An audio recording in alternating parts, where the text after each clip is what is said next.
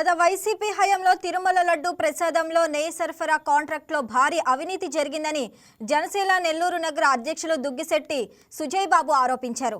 అసలు డైరీ వ్యాపారం లేని కంపెనీలకు నెయ్యి సరఫరా కాంట్రాక్టులు కట్టబెట్టారని, ఆ సంస్థలకు కనీసం పాలు సేకరించే వ్యాపారం కూడా లేదని దుయ్యబట్టారు. పాలు నెయ్యి లేకుండానే 60 లక్షల కిలోల నెయ్యి ఏ విధంగా సరఫరా చేశారని ప్రశ్నించారు. కెమికల్స్తో తయారు చేసిన ద్రవ్యాన్నే నెయ్యిగా సరఫరా చేశారని ఎద్దేవా చేశారు.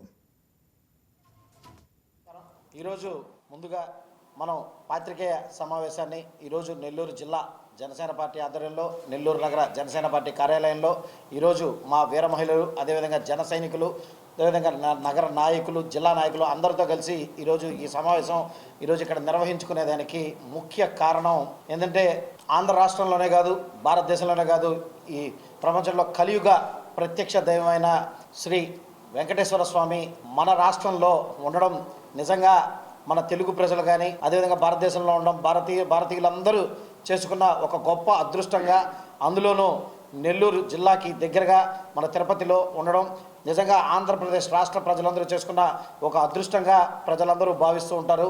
ముఖ్యంగా హిందువులైతే ఇంకా చాలా పరమ పవిత్రంగా తిరుమల తిరుపతి వెంకటేశ్వర స్వామి పాదాల చెంత ఉన్నందుకు ఎంతో ఆనందంతో పులకించిపోతుంటారు.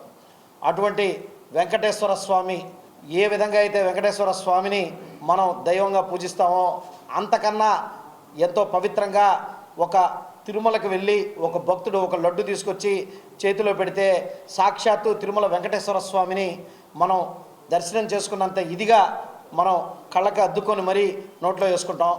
అటువంటి లడ్డూలోనే తీవ్ర కల్తీ జరిగింది. అది కూడా 2019 నుంచి 2024 వరకు ఏ ప్రభుత్వం అయితే ఉందో ఆ ప్రభుత్వ హయాంలో ఈ విధంగా కలియుగ ప్రత్యక్ష దైవమైన వెంకటేశ్వర స్వామి లడ్డూలో సైతం వాళ్ళు కల్తీ చేశారంటే దాన్ని మనం ఏ విధంగా చూసుకోవాలనేది ఒకటి మాట్లాడుతున్నాం. అదేవిధంగా ఈరోజు మనం చూసుకున్నట్లయితే తిరుమల లడ్డు ప్రసాదం కోసం వైసీపీ హయాంలో నెయ్యి సరఫరా కాంట్రాక్ట్లో తీవ్ర అవినీతి అధర్మాలు చోటు చేసుకున్నాయి అని చెప్తున్నారు. ఇక్కడ చూసుకుంటే వైసీపీ హయాంలో ఏ డైరీ కోసం అయితే కాంట్రాక్ట్ ఇచ్చారో ఆ డైరీకి, సదరు డైరీ కంపెనీకి అసలు ఆవులు అనేదే లేవు. కనీసం వాళ్ళు 1 లీటర్ పాలు కూడా ఎక్కడ తీసుకున్న దాఖలాలు కూడా కనిపించట్లేదు. కనీసం వాళ్ళకి ఆవులు లేకుండా కనీసం పాలు 1 లీటర్ కూడా. Please subscribe to YK TV Network. Please subscribe to YK TV. Please watch YK News. Don't forget to subscribe YK News channel